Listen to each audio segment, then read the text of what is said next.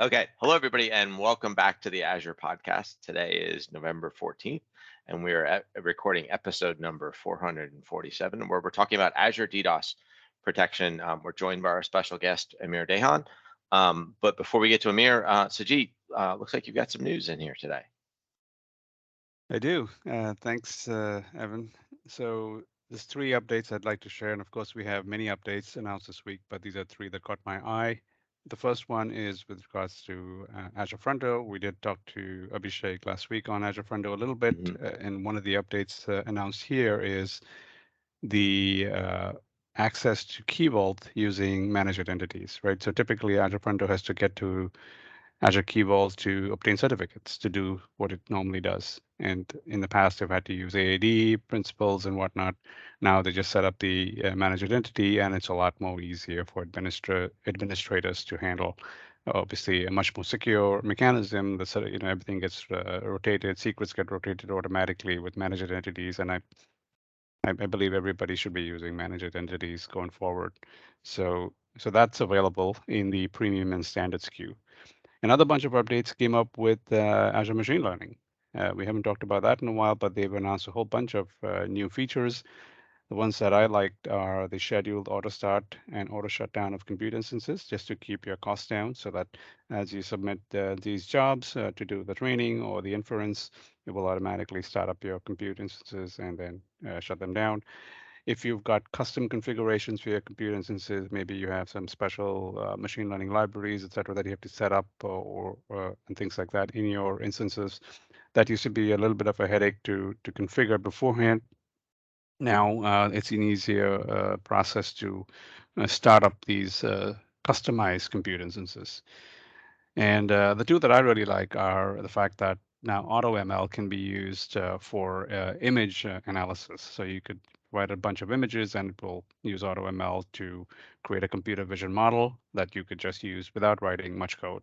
And similarly, for text-based analysis, they have AutoNLP, which actually I've not heard that feature before, so I have to dig into this. But AutoNLP obviously will take your sampling of text data and create models not only in English but 100 plus languages. So this can support many different regions around the world.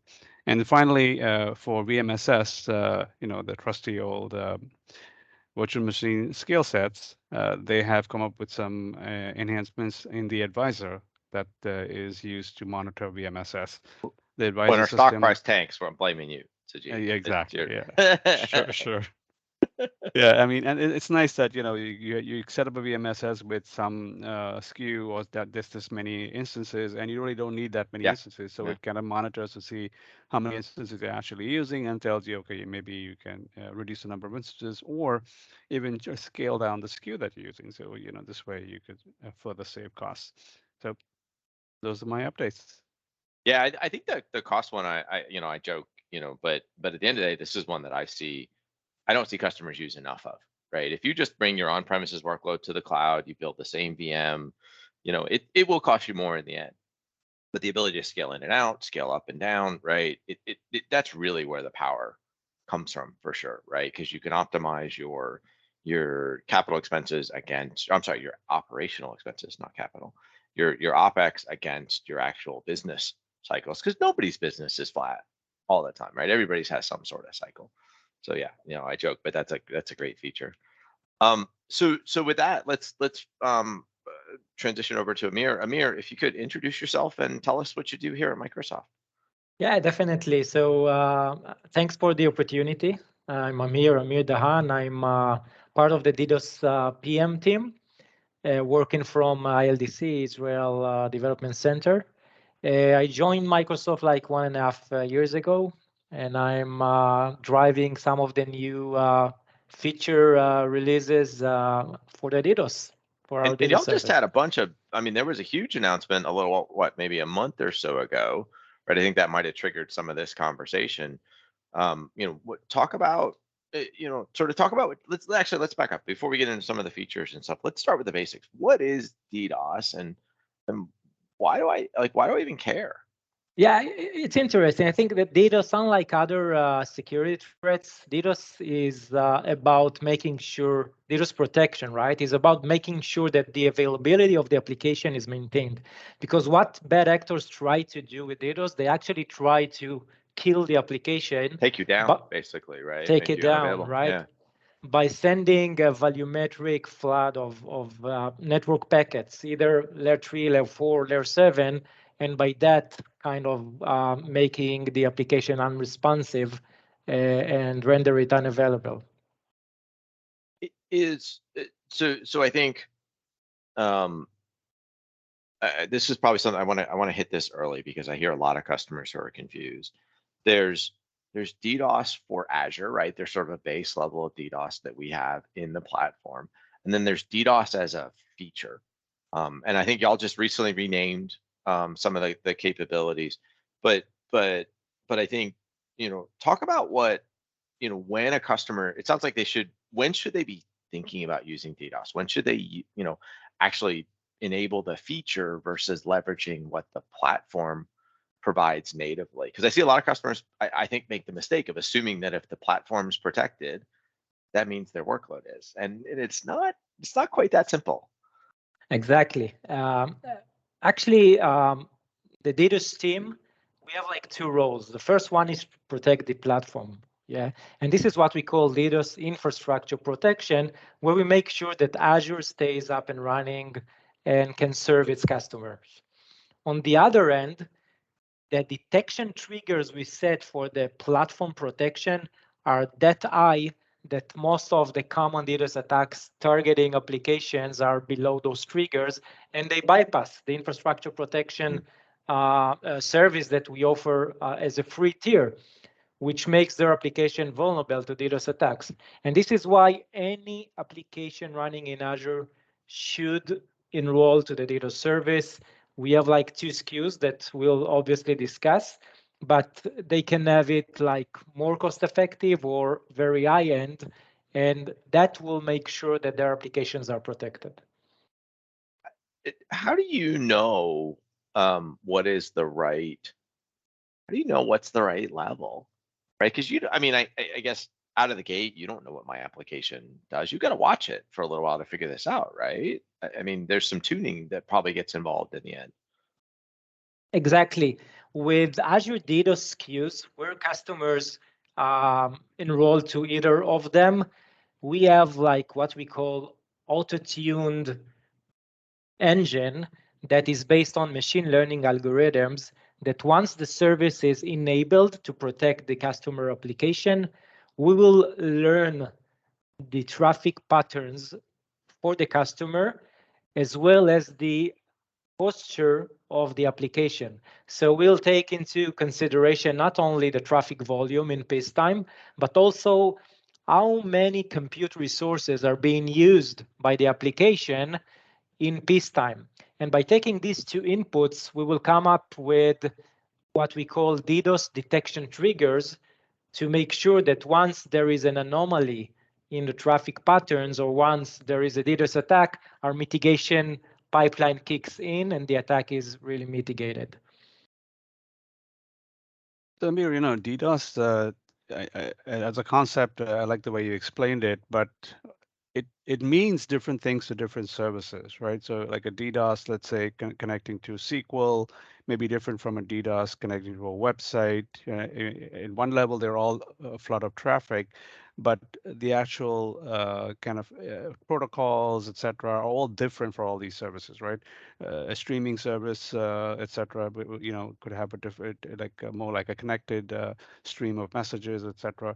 So when you talk about protection, is there like some kind of blanket level system that is in place, or is it like, do you have actual individual modules or features for each of these services that are targeted to them? Yeah, so essentially we, first of all, there are like tens of DDoS attack vectors, right?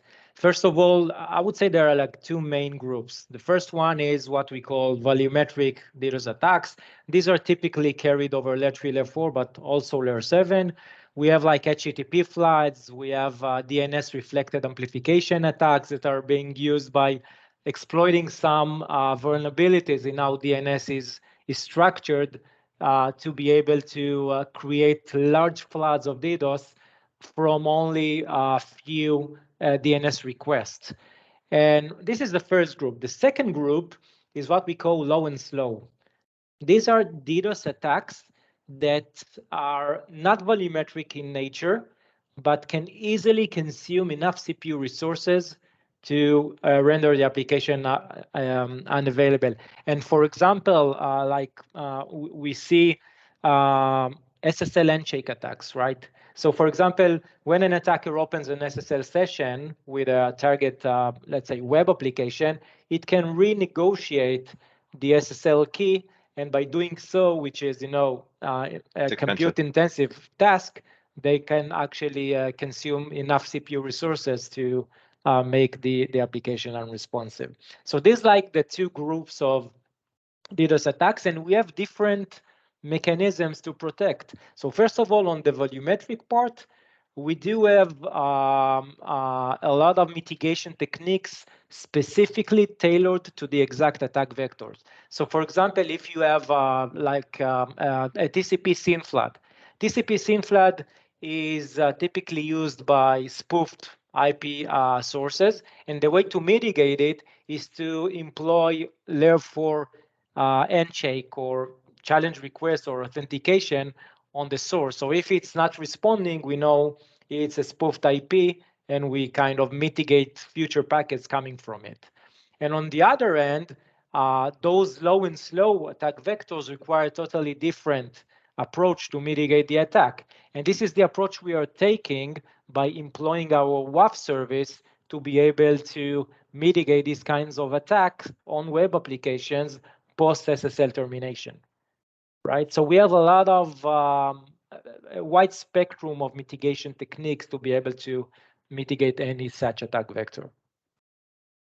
As I listen to you talk about all the complexity with this, you need to be looking at the different types of attacks, and the bad actors are always, I mean, they're sharp people. Unfortunately, it would be nice if they weren't. But you have to take sort of the source into account, and then you have to take the destination into account. And you mentioned that we're using machine learning to do this tuning. As I listened to you describe that sounds like this isn't something I can just go push a button today and I have protection in place immediately. It sounds like this is something I should be doing ahead of time, before my, maybe not before my workload goes production, but obviously, as it's going production, I want to have this on early in my life cycle. Is that right? Or can I just, go out right now and push the button and I'm protected, across all the vectors? It's right, to a certain extent. So once customers enable DDoS protection service, the auto-tuning engine will actually take some learning time to see and learn the traffic baselines, as well as the posture of the application itself. In order to be sure that our DDoS policy is set correctly, we can work with customers upfront to create customized DDoS policy specific to their needs before the auto-tuned engine set the triggers by itself. So getting humans in the loop to some extent to do exactly. that. Okay. Exactly. Okay. No, so the very nature of anything that is auto-tuned or ML tuned. I'm not an ML. I know you guys are all the ML experts out there in your area, Amir, but it's often not 100% correct, right? The machine learning algorithm may not get every attack, or sometimes it might flag something that is not an attack as an attack, right? In which case that might result in traffic not reaching the target application, which might leave the developer or software engineer, the application owner, wondering what happened to my traffic, right? And I'm just wondering, like, how does that play in here? Like, or does that does that never happen? Is it so well tuned that never happens? No, obviously it's not 100% bulletproof, right? I mean, any automated algorithm mechanism is prone to some mistakes. And the way we try to kind of minimize those mistakes, and specific to DDoS, I would say that we want to avoid or to minimize the rate of false positives. So for customers, it's not only enough that you mitigate the attack. If you mitigate the attack and drop 100% of legitimate traffic, you did nothing, right? You actually was subject to DDoS Sort of defeats the attack, right? purpose. Yeah. Exactly. So what we try to do is to minimize the level of false positives.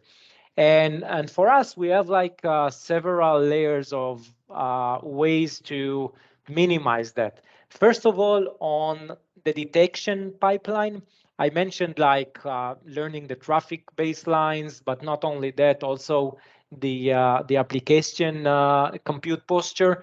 So these two inputs provide quite good estimate of how normal traffic baseline looks like. But on top of that, even if based on the auto-tune triggers, there is a traffic anomaly and we kick in the mitigation pipeline, which means now the traffic goes into our mitigation pipeline in Azure, it doesn't necessarily mean that we start dropping the traffic. We do implement additional layers of techniques to minimize false positives and trying to lower the number of packets that are legitimate and being dropped. And for us doing so, I gave you the example of SIN authentication. That is an example mechanism of how you can do so. But we plan additional items in our roadmap to be able to minimize false positives as we plan our next semester work items, etc. So what I would say to bottom line, for us, it's one of our main tasks, and it's also a big ask from our customers is to try and minimize indeed false positives, and we do it both on the detection pipeline as well as the mitigation pipeline. Thank you. So we talked about protecting the resources and talked about turning on the capabilities and tuning it. Let's sort of talk about the resources that I can protect. Am I protecting a workload? Am I protecting a VNet? Am I protecting an IP address, a DNS name? Like, what are my options there? Okay, so Azure DDoS service actually protects VNet resources that are associated with public IPs. Okay, so any resource within a VNet with which a public IP is associated, first of all, is subject to DDoS attack. Second, we can protect it, right? There are some other services which have partial support or lack of support, and we work in our roadmap to close those gaps. So, for example, app services, they enjoy our platform DDoS protection, what we call the infrastructure protection layer, which is there to protect all of Microsoft online services. But Azure customers want to purchase our DDoS SKUs and enjoy the auto-tuning mechanism, the dynamic DDoS policies, analytics, logging, etc., etc. Currently, they cannot do that because there is a limitation on our ability to protect app services. And there are a few other PaaS-based services that are partially supported. And for some of them, we do have a workaround. Like, for example, if you want to protect app services, you can put, an app gateway with WAF enabled, for example, in a VNet that, it's fronting the app service application. And then by protecting the app gateway public IP, you enjoy DDoS protection for this application. Okay. And can I do, let's say, I mean, this is a little bit made up because, like you talked about, any public IP is subject to attack. But what if I have a VNet where I only want to protect a single IP address? Can I do a single IP address or a single DNS name, or do I need to do everything in the VNet? What kind of granularity? Because DDoS is not free. right? We won't sort of get into the costing here, but if I'm trying to optimize sort of my spend versus my exposure versus my protection, can I get down to that granular? Yeah, it's actually a great question because I have a very good answer. One of the recent announcement was about releasing what we call DDoS IP protection SKU, which is exactly targeting this kind of conflict, because up till now, customers who wanted DDoS protection could have done that by protecting their all VNet, including all the public IPs that VNet has, and it's costly. Okay. Mm-hmm.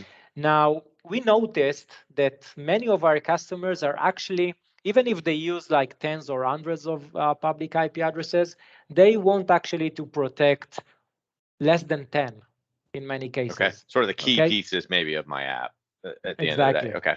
Exactly. More than that, we know that SMB customers are, price sensitive, and the current DDoS fee is very expensive for them. So for that, we created the IP protection SKU, which means that you can select what are the specific IP addresses that you want to protect, and you enable DDoS protection on a per public IP resource basis. So I can be very granular then in terms of what I want to protect to that point and optimize my spending. Okay, great. Exactly. And Amir, from an application developer perspective, I like to always ask these questions of our guests. Is there anything we can do or we should be doing to work with the DDoS protection service? Is there like a handshake of some sort, something that we can do as an application developer to make the applications, more easy to maybe train, or maybe easy for the DDoS service to protect? Yeah, so first of all, there are like best practice ways of building applications that are robust, scalable, and also offer good posture against DDoS attack in general. But I would say that on top of that, any customer that want to make sure that his application is protected and is enrolled to either of the DDoS SKUs that we have, can approach us, and we offer what we call DRR, DDoS Rapid Response. With DDoS Rapid Response, we offer 15 minutes SLA to assist customers. So if they have like a special event when they suspect that abnormal traffic patterns will reach their applications, we can discuss with them, make sure, review their policy, and if needed, we can fine tune it.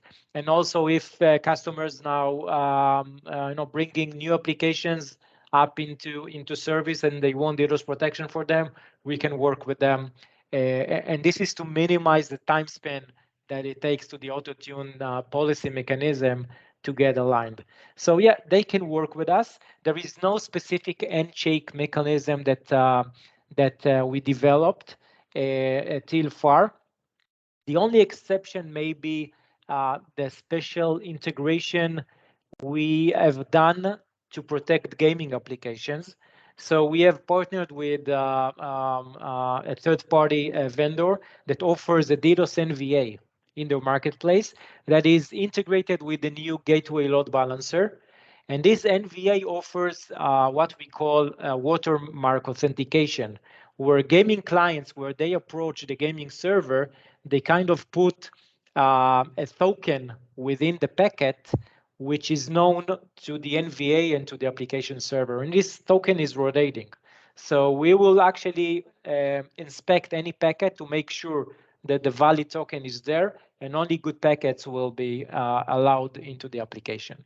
So these are things we're going to continue developing for some of the specific workloads. What is it about gaming that makes it sort of special in this context? Is it the low latency, or like I've not heard of this capability before, so now I'm sort of really technically intrigued on what's driving that.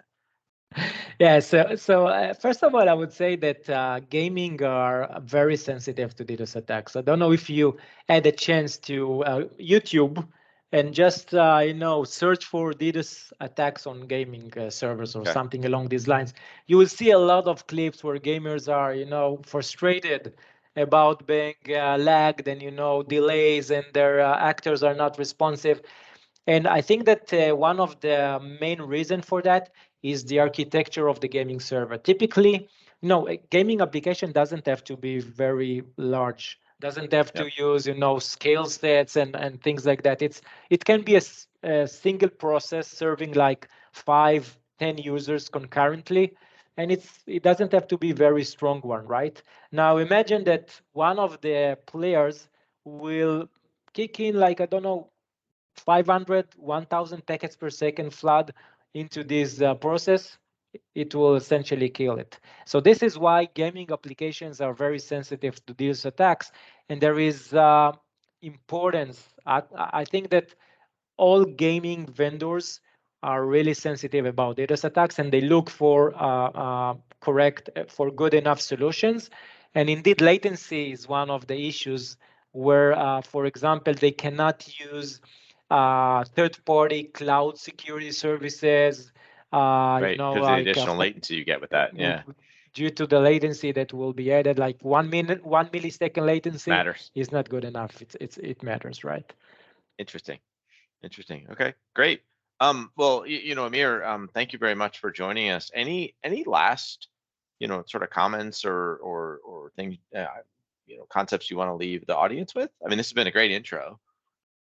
Yeah. So what I would like the audience to take out of this podcast session is that DDoS service is of essence to any application running in essentially any public cloud, let alone in Azure. And we have the correct product that can support our customers with protecting themselves against DDoS attacks. We continuously invest in this product to make it better, more comprehensive, and all customers are highly encouraged to enroll to our DDoS services, and we'll be happy to support them and offer our services. Great. No, excellent. Yeah, I think you can't reinforce that message enough that you should, if you've got a public endpoint, at some point they will come for you.